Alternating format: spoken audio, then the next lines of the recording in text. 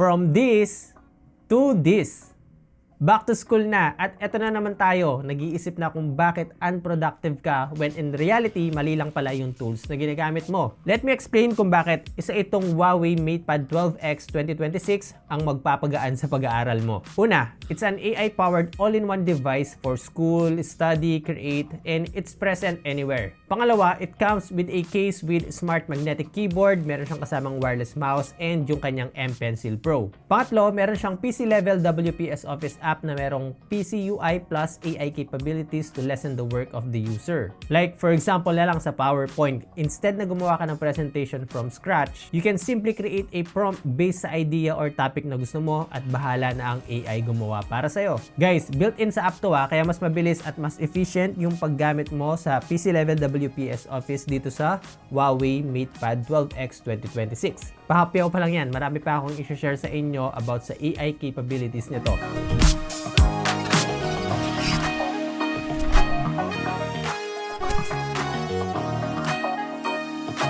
What's up guys? Ako nga pala si Poy and welcome back sa channel. Okay, malaking factor ang gadget o device na gagamitin mo sa pag-aaral. Ngayong back to school na, nakapag-decide ka na ba kung gagamit ka ng laptop? Kasi nga naman, ang mindset natin madalas ay kapag naka-laptop ka, marami ka nang pwedeng gawin. What if sabihin ko sa iyo na itong Huawei MatePad 12X 2026 mas efficient, mas portable, and mas madaling gamitin? Simulan natin sa productivity. Itong PC level WPS Office na nasa Huawei MatePad 12X 2026, desktop UI na siya. Meaning, para ka na lang din naka-laptop. Pero ang plot twist dito, meron siyang built-in AI. Take note pre-installed na siya at ito ang maganda. No subscription. For example, dito sa Word, meron itong writing assist na pwede nating magamit. With a simple instruction, it can generate a full article or document in just seconds, which is mind-blowing dahil again, built-in itong AI na to sa app. PowerPoint, meron din. Again, gawa ka lang ng simpleng prompt, simpleng instruction, makakapag-generate ito ng full presentation na pwede mo nang gamitin kapag magre-report ka or magpe-present ka sa klase mo. Ang maganda dito, hindi siya simpleng slide lang Meron siyang design, meron siyang layout,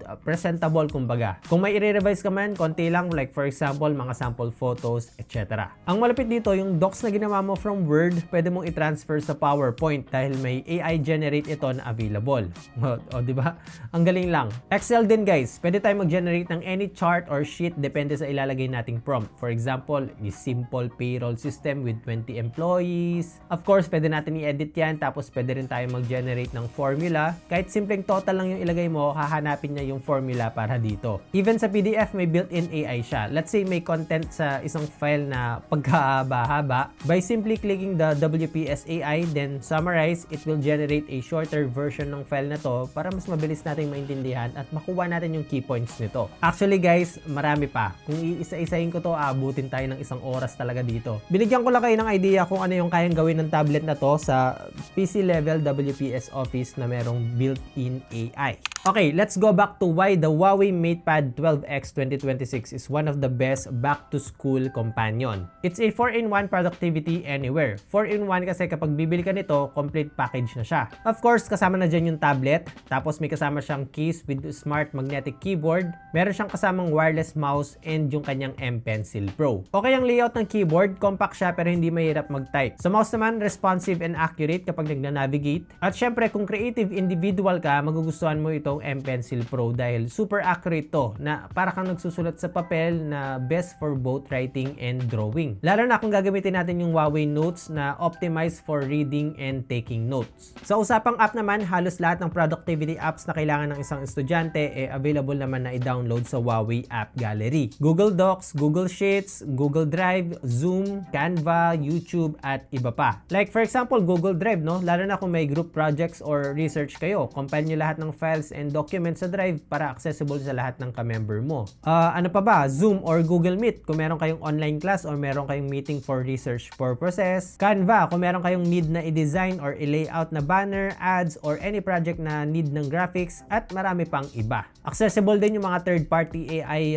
apps like yung Google Gemini, ChatGPT, very smooth silang gamitin. Video editing app like Wondershare Filmora na meron ding AI, accessible lahat and working fine dito sa tablet na to. to. Parang laptop din, pwede rin tayo mag-open ng multiple windows dito sa Huawei MatePad 12X 2026 kung gusto mong ma-maximize yung workspace mo. Very helpful itong feature na to. Like for example, sa isang side naka-open yung YouTube dahil meron kang pinapanood na alam nyo yun, connected sa subject na pinag-aaralan nyo. Tapos sa kabilang side naman naka-open yung Huawei Notes para isulat yung mga importanting details na nakuha mo sa YouTube. At dahil nga tablet to, mas mabilis tayo makapag-navigate kasi touchscreen siya kumpara naman sa mga laptop na hindi. Meaning mas mabilis kang makakatapos ng ginagawa mo. And also side comment ko na rin pala, napansin ko na maganda yung camera nitong Huawei MatePad 12X 2026 kumpara sa ibang tablet na na-review ko na. Good siya for calls and literal na pang picture, papalag din eh. Now, speaking of display, pag sinabi mong ultra paper matte display, pinagsamang comfort and functionality yan. Comfort dahil less ang glare sa display. Tingnan nyo naman.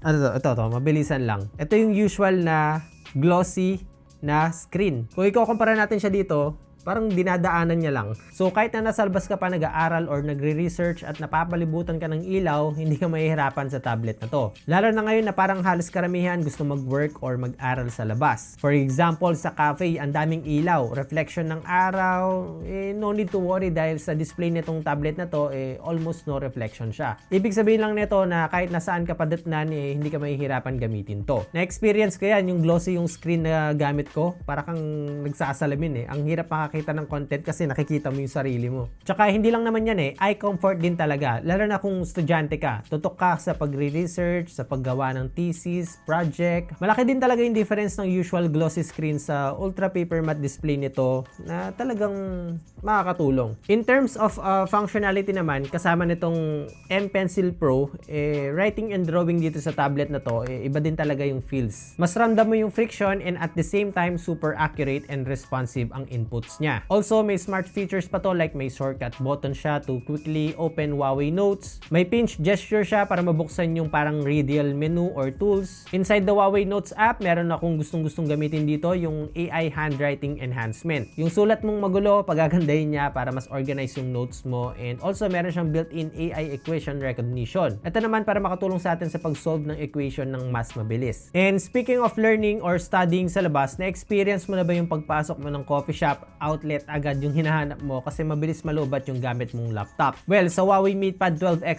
2026, makakauwi ka pang may battery kasi meron siyang 10,100 mAh battery na kayang tumagal ng up to 14 hours sa video playback and up to 12 hours naman sa web browsing. Sapat na yan or sobra pa para matapos mo yung ginagawa mo. So, yep, I think it's a smart move, no? Kung bibili ka nitong Huawei MatePad 12X 2026 kaysa sa laptop. Actually, any Huawei MatePad, MatePad Pro, MatePad 11.5S, MatePad 11.5. Sulit pa rin yan kasi makukuha mo pa rin yung 4-in-1 bundle nila na worth 21,000 plus. Tapos meron ka pang 1 year WPS Office AI membership worth 7,000 pesos. Na kung i-compare natin sa Microsoft 365 and Gemini AI Pro, nasa 10,000 plus ang annual fee. Dito, free na yung first year mo. Tapos makakakuha ka pa ng exclusive bag during back to school season promo ng Huawei. Sa mga hindi nakakaalam, Huawei is the #1 tablet brand dito sa atin from Q1 to Q4 ng 2025, kaya talagang reliable. Okay ang aftermarket service at higit sa lahat, yung pinaka-nagustuhan ko talaga yung value for money dahil sa mga inclusions and freebies na kasama. So kung decided ka nang bumili ng tablet kaysa sa laptop, meron akong link na nilagay dyan sa description box kung